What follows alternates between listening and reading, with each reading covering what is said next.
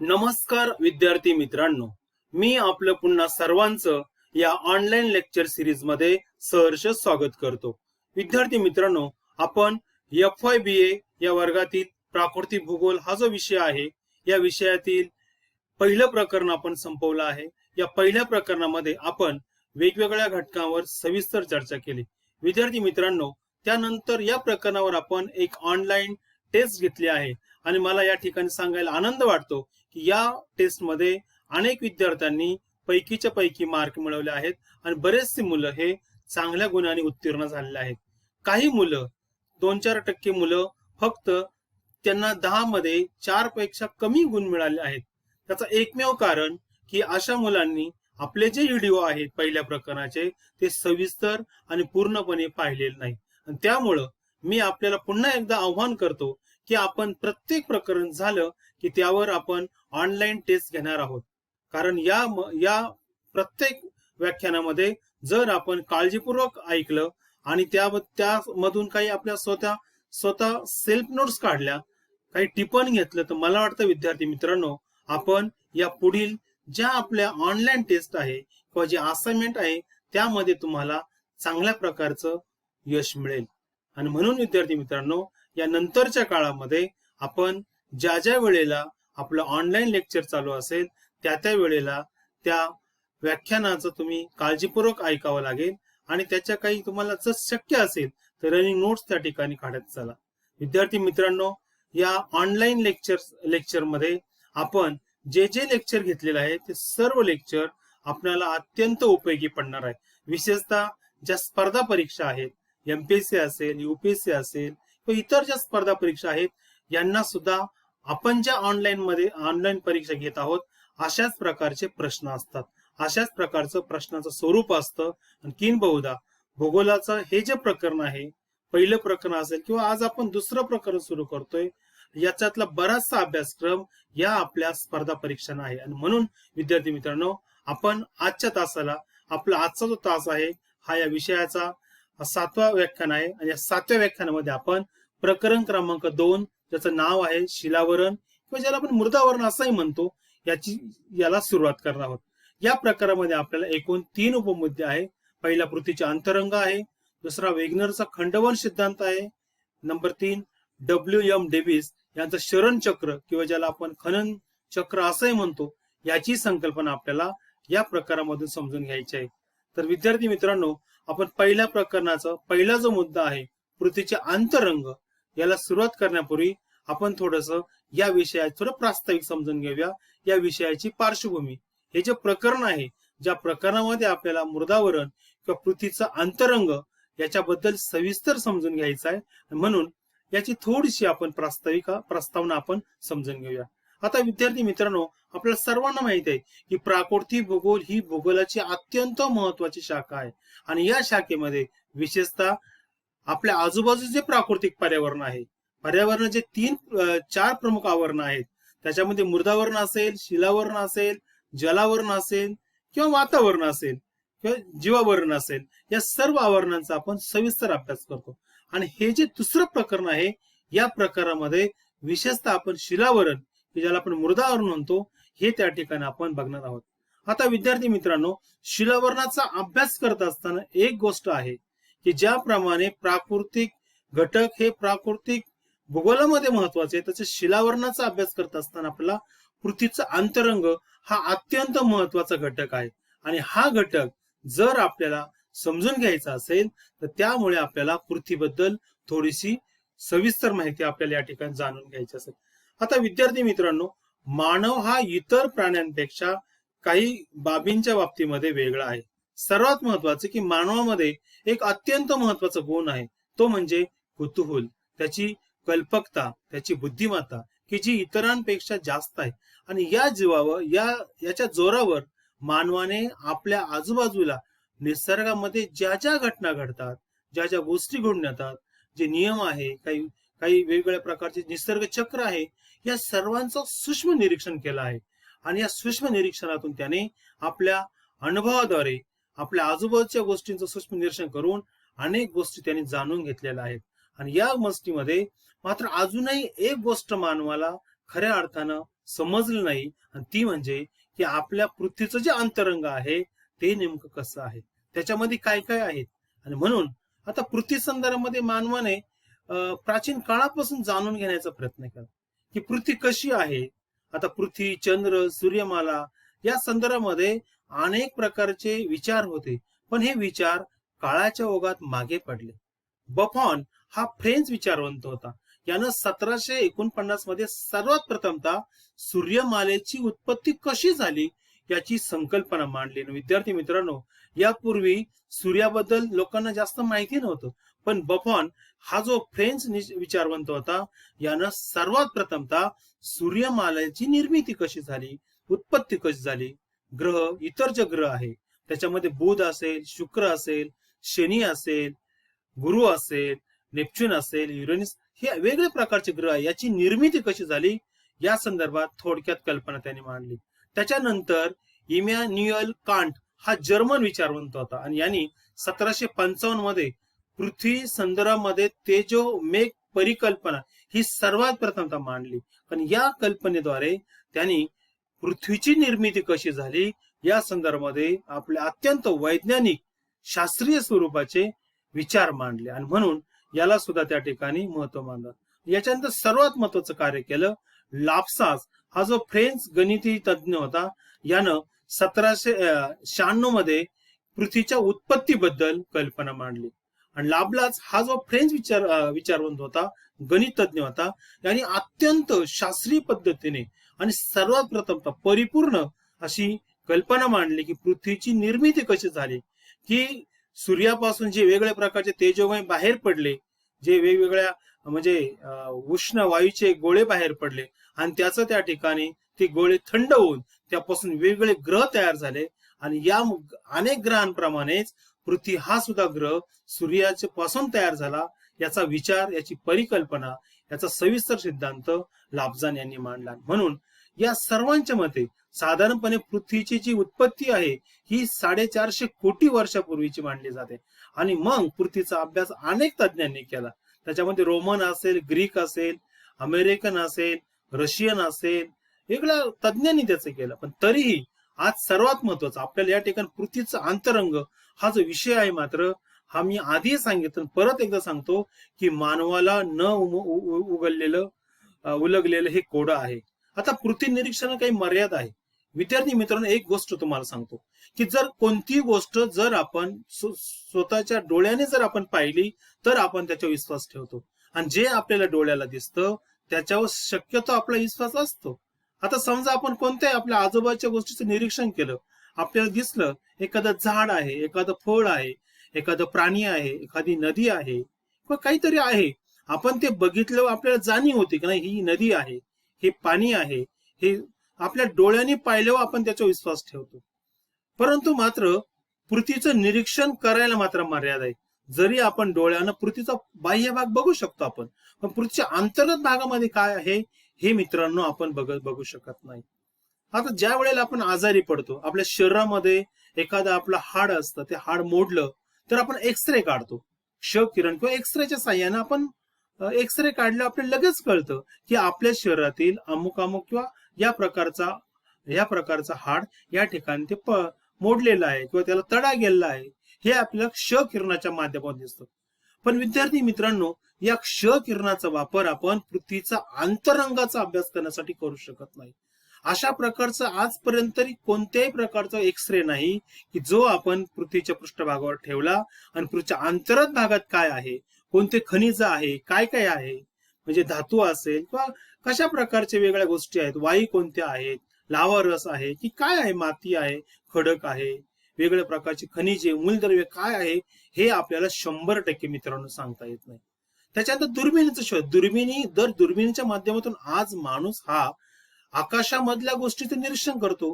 ग्रह असेल, तारे असेल, चंद्र असेल, इतर वेगवेगळ्या प्रकारचे उपग्रह असेल, हे सर्व आपण एकदम चांगल्या प्रकारच्या दुर्बिणीचा वापर करून आपण बघू शकतो त्या ठिकाणी. आजपर्यंत नासा असेल किंवा इतर जे वेगवेगळ्या प्रकारची संस्था आहे, यांनी अशा प्रकारच्या दुर्बिणीच्या माध्यमातून खूप मोठमोठे शोध लावले. पण याही दुर्बिणीचा वापर आपल्याला पृथ्वीच्या अंतर्गत भागामध्ये डोकवण्यासाठी, बघण्यासाठी होत नाही. आणि त्यामुळं आपण जे आजपर्यंत ज्या काही गोष्टी आपण पृथ्वीच्या अंतरंगाबद्दल आहेत त्याच्यामध्ये काही आपण तर्क आहे, अंदाज आहे, याच्या साह्यानेच केला आहे. विद्यार्थी मित्रांनो, आपल्याकडे दक्षिण आफ्रिका जोन्सबर्ग याच्या जवळ काही या शहराजवळ काही खाणी आहेत सोन्याच्या. याच्या साधारणपणे मानवानं या खाणीमध्ये जवळपास 3 ते 3.5 किलोमीटर खोल इतकं खाणकाम केलं आहे. म्हणजे तिथपर्यंत माणूस प्रत्यक्ष गेलेला आहे आणि प्रत्यक्ष तितक्या खाली गेल्यावर त्यानं अनेक गोष्टीचा अंदाज त्याने घेतला, काही निरीक्षण केलंय याच्या साह्याने म्हणा. किंवा रशिया जवळ विशेषतः नॉर्थ वेस्ट जो रशिया आहे त्या ठिकाणी जो पांढरा समुद्र आहे त्या ठिकाणी, या ठिकाणी मानवानं जवळपास 11 ते 12 किलोमीटर खोल ड्रिल केलं आहे. ज्या प्रमाणचं ड्रिल आपण एखादे विहीर असेल, विंधन विहीर असेल किंवा सुरुंग यासाठी करतो, अशा प्रकारचं ड्रिल केलं आहे पृथ्वीच्या अंतर्गत भागामध्ये. आणि याच्यातून ज्या ज्या गोष्टी बाहेर आल्या त्याचा अभ्यास केला आहे. याच्या व्यतिरिक्त भूकंप असेल, ज्वालामुखी असेल, ही ज्या ज्या वेळेला या घटना घडतात त्या वेळेला पृथ्वीच्या अंतरंगातून अनेक गोष्टी बाहेर पडतात. लाव्हारस असेल, ज्याला आपण ज्वालामुखी असं म्हणतो, त्या ठिकाणी वेगवेगळ्या प्रकारचे वायू असेल, पाण्याचे बाष्प असेल, चिखल असेल, गाळ असेल, धातू असेल, हे सर्व बाहेर पडतो. या सर्वांचा मानव निरीक्षण केलं आहे, प्रयोगशाळेमध्ये याचं अनालिसिस केलं आहे आणि या सर्वांच्या माध्यमातून मानवाला पृथ्वीच्या अंतरंगाबद्दल विद्यार्थी मित्रांनो अनेक गोष्टी कळाल्या आहेत. आणि म्हणून याचा सर्वांचा वापर करून आपण काही पृथ्वीच्या अंतरंगाबद्दल काही जगमान्य आहेत, जग जाहीर आहेत आणि अनेक लोकांनी हे मान्य केलं आहे. आणि म्हणून पृथ्वीच्या अंतरंगाची सविस्तर माहिती पाहण्यापूर्वी पृथ्वीचं अंतरंग कसं आहे या संदर्भामध्ये जगात काही गोष्टीवर एकमत झालं आहे आणि त्या ज्या काही प्रमुख गोष्टी आहेत याची मी माहिती सुरुवातीला आपल्याला सांगतो. पहिली गोष्ट आहे, पृथ्वीचा अंतरंग किंवा अंतर्गत भाग हा उष्ण असला पाहिजे. आता विद्यार्थी मित्रांनो, ज्या वेळेला विज्ञानाच्या आधारे, अभ्यासाच्या आधारे आपण कोणतंही एखादं स्टेटमेंट करतो त्यावेळेला त्याला पुरावा देणं गरजेचं असतं. आणि म्हणून आता ज्या वेळेला आपण असं म्हणतो की पृथ्वीचा अंतर्गत हा जो भाग आहे हा अत्यंत उष्ण असला पाहिजे, तो आहे. आता त्याचे प्रमुख कारण काय? पहिलं कारण असं आहे की आपल्या पृथ्वीच्या पृष्ठभागावर अनेक ठिकाणी उष्ण पाण्याचे झरे आहेत. आता बघा, कुठलंही पाणी कधी तापतं? जेव्हा त्या पाण्याला तापमान मिळतं, जेव्हा त्या ठिकाणी उष्णता मिळते तेव्हा ते पाणी तापतं. आपण बघा, नेहमी घरामध्ये स्टोव्ह असेल, गॅस असेल, याच्यावर कधी कधी पाणी उकळतो, पाणी तापवतो. आता जर तुम्ही गॅसच चालू केला नाही, स्टोव्ह चालू केला नाही, तर थंड ठेवलेलं पाणी पातेल्यामधलं तापणार नाही. त्यासाठी आपल्याला गॅस चालू करावा लागेल, नंतर ते पाणी तापेल. 10 मिनिटं, 15 मिनिटं, काय अर्धा तास लागेल. आता ज्या अर्थी पृथ्वीच्या पृष्ठभागावर ज्या ज्या ठिकाणी पाण्याचे झरे आहेत अनेक ठिकाणी, तिथं उष्ण पाणी बाहेर पडतं. याचा अर्थ काय आहे की हे पाणी पृथ्वीच्या अंतर्गत भागामध्ये जी उष्णता आहे त्या उष्णतेचा स्पर्श या पाण्याला होतो, म्हणून ते पाणी गरम होतं. आणि ते ज्या वेळेला त्याच्या वाफा बाहेर पडतात, पाण्यातून जे झरे असतात त्याला पाणी वज्रेश्वरी सारख्या ठिकाणी अशा प्रकारचे झरे आपल्याला आढळतात. त्यानंतर दुसरं एक महत्वाचं कारण की ज्या वेळेला लाव्हा रस बाहेर पडतो ज्वालामुखीच्या वेळेला, त्या लाव्हा रसाचं तापमान जर विद्यार्थी मित्रांनो आपण चेक केलं तर ते 1000 अंश सेल्सिअस पेक्षा जास्त असतं. आता इतकं तापमान त्या रसाचं का वाढतं? तो द्रव पदार्थ आहे. का वाढतं? कारण पृथ्वीच्या अंतर्गत भागामध्ये जी उष्णता आहे तिचा स्पर्श झाल्यामुळे, तिच्यामुळे पृथ्वीच्या अंतर्गत भागामधले जे खनिज आहेत, लोह आहे, यासारखे खनिज विरघळतात, त्याचा लाव्हा रस तयार होतो, ज्वाला रस तयार होतो आणि तो बाहेर येतो. म्हणून याच्या व्यतिरिक्त अनेक ठिकाणी गरम वाफा बाहेर पडतात. सहस्त्रधारासारखं ठिकाण आहे, इटालीमध्ये शिसली सारखं ठिकाण आहे की या ठिकाणी कंटिन्युअस गरम वाफा या पृथ्वीच्या अंतर्गत भागातून बाहेर पडतात. विद्यार्थी मित्रांनो, मग या गरम का होतात? वाफ गरम का होते? कारण त्याच्या अंतर्गत भागामध्ये जी उष्णता आहे त्या उष्णतेचा स्पर्श त्या वाफेला होतो. जेव्हा ती वाफ बाहेर येते तेव्हा ती गरम होते. म्हणजे तिन्ही या गोष्टी अशा आहेत की याला आपल्याला असा एव्हिडन्स देतात, असा पुरावा देतात की या सर्व गोष्टी हे सिद्ध करतात की पृथ्वीचा अंतरंग हा उष्ण आहे.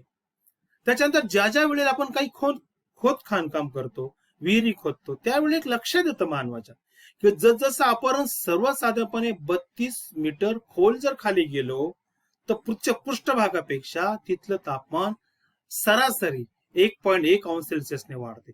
आता ज्या अर्थी आपण खाली पृथ्वीच्या अंतर्भागामध्ये 6371 पर्यंत हा मधला केंद्रभाग मानला जातो आणि इथपर्यंत जर आपण गेलो तर हे तापमान हे अत्यंत आज वाढतं, कदाचित ते 5000 अंश सेल्सिअस पेक्षा जास्त असेल. म्हणून या साऱ्या गोष्टी असं सिद्ध करतात की पृथ्वीचा अंतर्भाग हा उष्ण असला पाहिजे. दुसरं महत्वाचं स्टेटमेंट आहे, पृथ्वीचा अंतर्गत भाग जो आहे तो द्रवरूप मानला जातो. आता विद्यार्थी मित्रांनो, द्रवरूप म्हणजे एका प्रकारचं पाण्यासारखं मानलं जातं आणि हे सुद्धा खरं आहे. परत मी तेच उदाहरण परत देतो की पृथ्वीच्या अंतर्गत भागापासून जो लावारस बाहेर पडतो तो पातळ आहे, द्रवरूप आहे आणि म्हणून अंतर्गत भाग द्रवरूप असल्यामुळेच हा लावारस तो द्रव बाहेर पडतो, म्हणून द्रवरूप मानला जातो. हे पहिलं कारण झालं. दुसरं की पृथ्वीच्या अंतर्गत भागामध्ये अनेक ठिकाणी भूजल आहेत. भूजल हे शेवटी द्रवरूप असतं. आपण ज्या वेळेला विहीर खोदतो, विंधन विहिरी खोदतो किंवा आपण बऱ्याच प्रमाणे मोठ्या प्रमाणामध्ये आपण कूपनलिका करतो त्या ठिकाणी, आणि या वेळेला अंतर्गत भागामध्ये खोदकाम केल्यावर खाली पाणी लागतं आणि हे पाणी विहिरीच्या माध्यमातून कूपनलिकेच्या माध्यमातून आपण वरती काढतो आणि हे पाणी पृथ्वीच्या अंतर्गत भागामध्ये आहे आणि म्हणूनच हा भाग आपण द्रवरूप मानला जातो. अजून एक महत्वाचं कारण आहे विद्यार्थी मित्रांनो, भूकंप लहरींचा जो अभ्यास झालेला आहे. आता काही भूकंप लहरी ज्या आहेत त्या द्रव भागातून प्रवेश करत नाही आणि म्हणून दुय्यम भूकंप लहरी ज्या वेळेला 2900 किलोमीटर भागापर्यंत खाली जातात त्यावेळेला त्या ठिकाणी त्या परावर्तित होतात, तिथून परत येतात. म्हणजे याचा अर्थ काय की त्या ठिकाणचा भाग द्रवरूप आहे आणि म्हणून द्रव भागातून या भूकंप लहरी प्रवेश करत नाही, तिथून त्या परिवर्तन होतात आणि म्हणून त्या फक्त घन भागात प्रवेश करतात आणि वरचा भाग घन असल्यामुळं त्या तिथून येतात. म्हणजे भूकंप लहरीच्या अभ्यासाद्वारे सुद्धा असं लक्षात येतं की पृथ्वीच्या अंतर्गत भागामध्ये साधारणपणे 2900 किलोमीटर खोलीवर द्रवरूप भाग मोठ्या प्रमाणात असला पाहिजे, म्हणून या भूकंप लहरी बाहेर येतात. म्हणून पृथ्वीचा अंतरंग हा द्रवरूप असला पाहिजे असं विद्यार्थी मित्रांनो सर्व मान्य केलं जातं. तिसरं आहे, पृथ्वीचा अंतर्गत भाग हा घनरूप असला पाहिजे.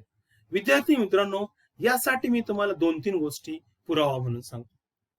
आता नंबर 1 की विद्यार्थी मित्रांनो, आपल्याला सर्वांना कल्पना आहे की पृथ्वीच्या पृष्ठभागावर जितके सागर आहे, महासागर आहेत, आपला हिंदी महासागर असेल, अरबी समुद्र असेल, बंगालचा उपसागर असेल, पॅसिफिक महासागर असेल, अटलांटिक, या सर्व महासागराला भरती आणि ओहोटी येत असते. आणि भरती आणि ओहोटी येण्यासाठी एक प्राथमिक त्याचं एक अझम्पशन आहे. अशा प्रकारचं एक वाक्य त्याच्या मागे आहे की जर पृथ्वीच्या पृष्ठभागावर कमीत कमी 320 किलोमीटरचा भाग जर घनरूप असेल तरच भरती ओहोटीची निर्मिती होते. आणि ज्या अर्थी जगामध्ये सर्वीकडे भरती ओहोटी दिवसातून 2 वेळा होते, भागांची असेल, उधाणाची असेल, अमावस्या पौर्णिमेला असेल, या वेळेला भरती ओहोटी मोठ्या प्रमाणात येते आणि म्हणून हा भाग पृथ्वीच्या अंतर्गत भाग हा कमीत कमी 320 किलोमीटर हा घनरूप आहे. म्हणूनच अशा प्रकारच्या भरती ओहोटी येतात. म्हणून भरती ओहोटी येणं हे पृथ्वीचा अंतर्गत भाग घनरूप आहे याला असलेली सर्वात महत्वाची पुष्टी आहे. दुसरं महत्वाचं कारण की जर विद्यार्थी मित्रांनो आपण इतर सूर्यमालेमध्ये जे ग्रह आहे, बुध असेल, शुक्र असेल, शनी असेल, गुरु असेल, नेपच्यून असेल, इतर सर्व ग्रह असेल, ही सर्व ग्रह गोल आहे आणि सर्व ग्रह हे बाहेरून घनरूप आहे. म्हणजेच याचा अर्थ ते अंतर्गत अनेक किलोमीटर खोलीपर्यंत ते घनरूप आहे, एकदम सॉलिड आहे. आणि म्हणून पृथ्वी सुद्धा सूर्यमालेचे ग्रह असल्यामुळं तो सुद्धा इतर ग्रहांप्रमाणे घनरूप मानला जातो. हे एक दुसरं कारण आहे. आणि ज्या ज्या वेळेला आपण खोदकाम करतो, खाणकाम करतो, विहीर खोदतो, त्या त्या वेळेला माती बाहेर पडते, दगड बाहेर पडतो, हे सर्व घनरूप आहेत पदार्थ. प्रचंड प्रमाणामध्ये तुम्ही जर बिहार असेल, छत्तीसगड असेल किंवा मग झारखंड असेल, या ठिकाणी जर खाणकाम असलं किंवा महाराष्ट्रामध्ये चंद्रपूर असेल, या ठिकाणी जे खाणकाम होतं, मग ते दगडी कोळशाचं असो, कच्च लोखंड असो किंवा इतर काही असो, या वेळेला प्रचंड प्रमाणामध्ये दगड, माती, मृदा बाहेर पडते आणि सर्व पदार्थ घनरूप आहे. हे आपण पृथ्वीच्या अंतर्गत भागातून काढतो आणि म्हणून तो भाग घनरूप आहे. म्हणून हे पदार्थ सुद्धा आपल्याला दगडाच्या माध्यमातून, खडकाच्या माध्यमातून घनरूप दिसतात. मातीच्या माध्यमातून घनरूप दिसतात. म्हणून पृथ्वीचं अंतरंग हे घनरूप मानलं जातं, सॉलिड मानलं जातं. त्याच्यानंतर चौथं महत्वाचं गोष्ट आहे की त्या पृथ्वीच्या अंतरंगाबद्दल सांगता येते, ते म्हणजे पृथ्वीचा अंतर्गत भाग हा वायुरूप मानला जातो. विद्यार्थी मित्रांनो, परत मी तुम्हाला एक गोष्ट सांगतो की जर पृथ्वीच्या अंतर्भागामध्ये ती गोष्ट आहे तरच ती बाहेर पडेल. ज्या वेळेला भूकंप किंवा ज्वालामुखी होतात त्यावेळेला मोठ्या प्रमाणामध्ये पाण्याचं बाष्प आणि विविध प्रकारचे वायू बाहेर पडतात. त्याच्यामध्ये कार्बन डायऑक्साईड असेल, अमोनिया असेल, मिथेन असेल किंवा इतर वेगळे प्रकारचे विषारी वायू असेल.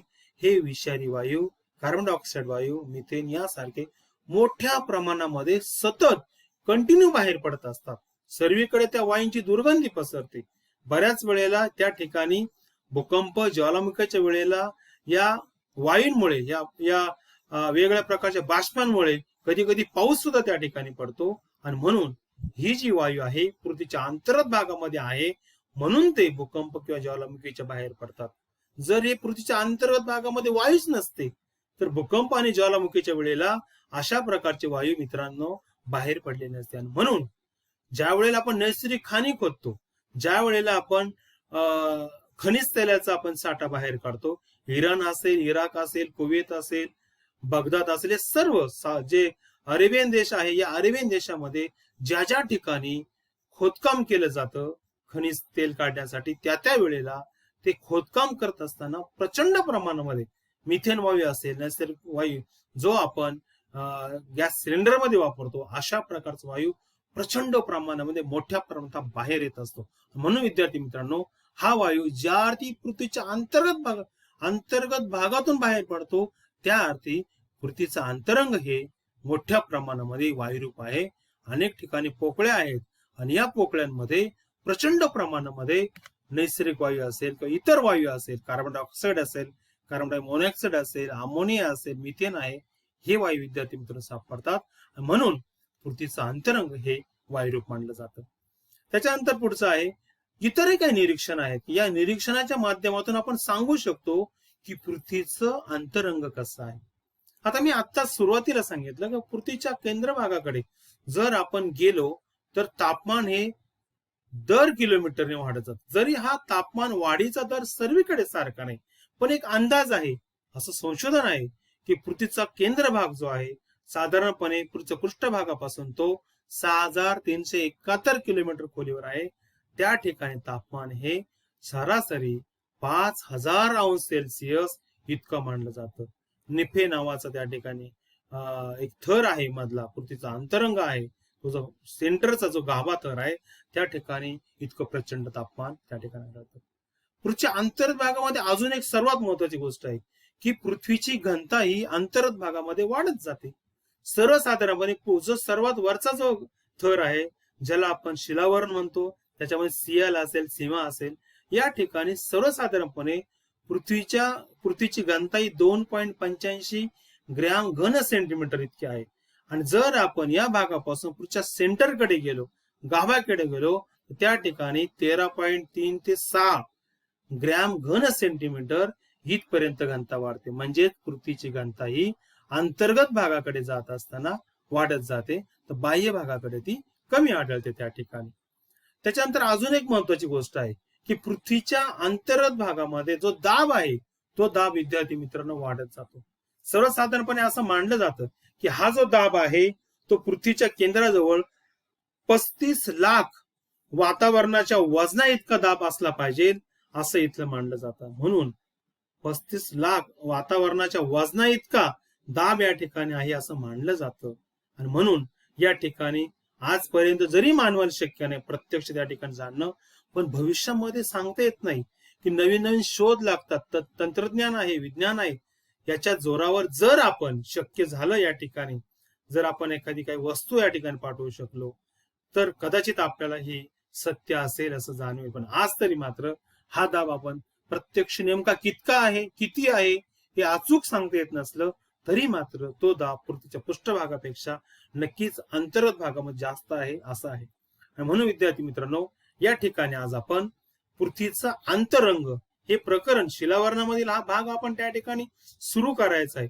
परंतु एकंदरीत पृथ्वीच्या अंतरंगाबद्दल जगामध्ये काय विचार प्रवाह आहे, कोणकोणत्या माहितीवर एकवाक्यता आहे शास्त्रज्ञांमध्ये, आपण कोणत्या माहितीला आपण सत्य मानतो, याबद्दल विद्यार्थी मित्रांनो आपण या ठिकाणी चर्चा केली. मला खात्री आहे नक्कीच तुम्हाला हे कळालं असेल, समजलं असेल आणि आपण या नंतरच्या तासाला आपण प्रत्यक्ष आपण हे दुसरं जे प्रकरण आहे त्याचा पहिला जो मुद्दा आहे, आपण पृथ्वीचे अंतरंग मृदावरण किंवा ज्याला आपण शिलावरण असं म्हणतो, याला आपण सुरुवात करू. तोपर्यंत थांबूया त्या ठिकाणी, परत भेटूया. धन्यवाद. थँक्यू.